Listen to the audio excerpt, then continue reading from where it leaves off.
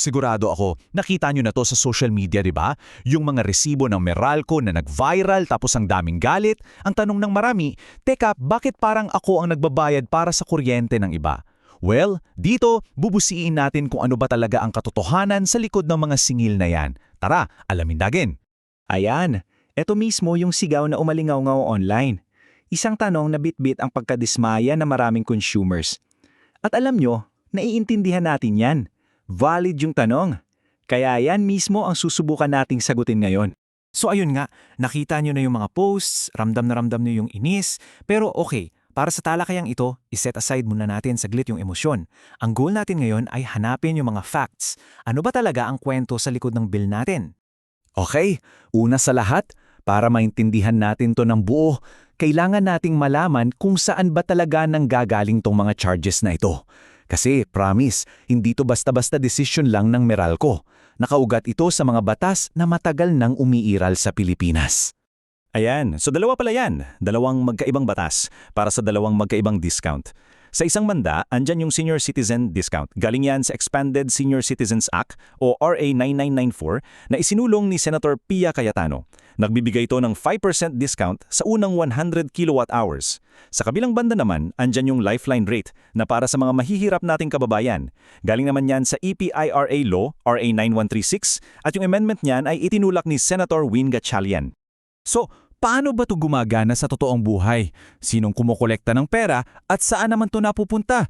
Tara, sundan natin yung daloy ng pera. At ito yung pinaka-crucial point na kailangan nating lahat tandaan. Hindi po kumikita ang Meralco mula sa mga charges na to. Uulitin ko ha, zero profit sila dito. Ang role lang nila ay maging isang collection agent. Sa madaling salita, taga-kolekta lang sila. Ganito kasimple yung proseso. Step 1, yung collection. Lahat tayong non-Lifeline consumers may maliit na charge sa bill natin. Step 2, yung consolidation. Lahat ng perang nakolekta pumapasok sa isang national fund na hawak ng PSAL.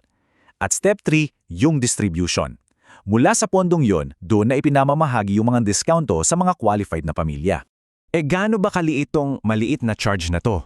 Baka magulat kayo, hindi siya piso, hindi 50 sentimos, 1 sentimo.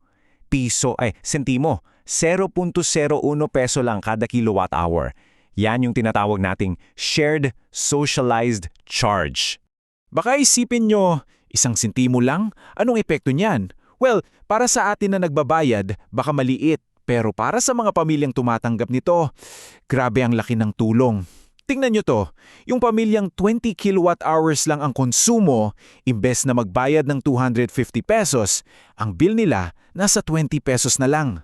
Isipin niyon, halos 230 pesos na savings, na sobrang laking bagay para sa isang pamilyang kapos sa budget. Pero, syempre, hindi dyan nagtatapos yung kwento. May debate rin tungkol sa fairness ng sistema. Kahit maganda yung intensyon ng batas, ang malaking tanong pa rin, napupunta ba talaga tong tulong sa mga tamang tao? Dito pumapasok yung pag-aaral ng isang ahensya ng gobyerno, ang Philippine Institute for Development Studies o PIDS. Ayon sa kanila, dahil daw masyadong mataas yung dating consumption threshold, nagkakaroon ng leakages. Anong ibig sabihin yan? May mga nakakatanggap ng discount na, well, hindi naman talaga dapat. At syempre, dehado doon yung mga consumers na buo ang bayad. At ito yung data na talagang nakakagulat. Based pa rin sa PIDS, halos kalahati, 44% ng mga nakakakuha ng Lifeline discount ay hindi pala kabilang sa mahihirap. Hindi rin sila membro ng 4Ps. So dito pa lang, kitang-kita na may problema sa targeting, di ba? Isa pa to, nakita rin sa pag-aaral na yung average income ng mga household na may senior citizen nasa 60,393 pesos.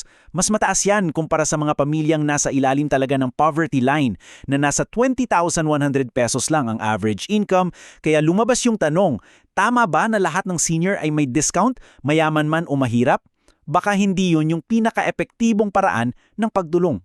Dahil sa lahat ng mga isyong yan, may mga pagbabago ng ginawa. Ano bang naging tugon ng Energy Regulatory Commission o ERC? So ito yung mga bagong reforma. Una, nagtagda na ng isang national threshold hanggang 50 kilowatt hours na lang ang sakop ng buong discount. Pangalawa, mas hinigbitan na yung qualifications. Kailangan, miyembro ka ng 4Ps o may sertifikasyong kang mahirap para makakuha nito. Tiniyak din ng mas transparent ang pamamahala sa pondo at magkakaroon na ng annual reviews sa programa.